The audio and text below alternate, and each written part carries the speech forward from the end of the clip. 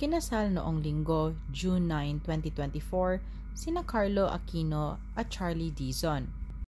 Ang kanilang secret wedding ay ginanap sa isang private resort sa Silang, Cavite. Isang araw bago sila kinasal ay tumanggap pa ng Best Actress Award si Charlie Dizon sa 47th Gawad Urian. Ilan sa mga naging ninong at ninang ng mga kapamilya artists ay sina Carlo Katigbak, Charo Santos, Laurenti Jogi, Maricel Soriano, at marami pang iba. Kung bago ka pa sa channel ko ay huwag kalimutang i-like, subscribe, i-share, at comment down below. Ang kanilang kasal na ginanap sa Alta Veranda de Tebig sa Silang, Cavite ay dinagsa ng kanilang mga celebrity friends.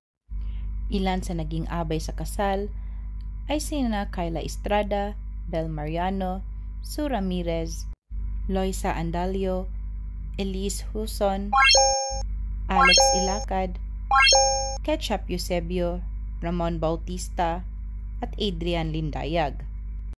Enero ng nakaraang taon 2023 nang kinumpirma ni Carlo Aquino na sila na nga ni Charlie Dizon. Maraming sumuporta at kinilig sa naganap na kasalan.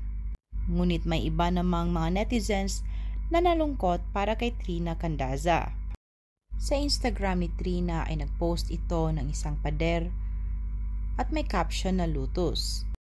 Hindi mapigilan ng mga netizens na malungkot para kay Trina dahil matapos ang 3 taong relasyon ni na Carlo Aquino at nagbunga pa ito ng isang baby girl ay humantong din sa hiwalayan. Samantala ang 1 taong relasyon ni na Charlie at Carlo ay humantong sa kasalan. Habang ipinagdiwang nila ang kanilang pag-iisang dibdib, ay marami namang netizens ang nagbigay ng mga negatibong komento. Ilan na rito ay sinira raw ni Charlie ang pamilya ni na Trina at Carlo.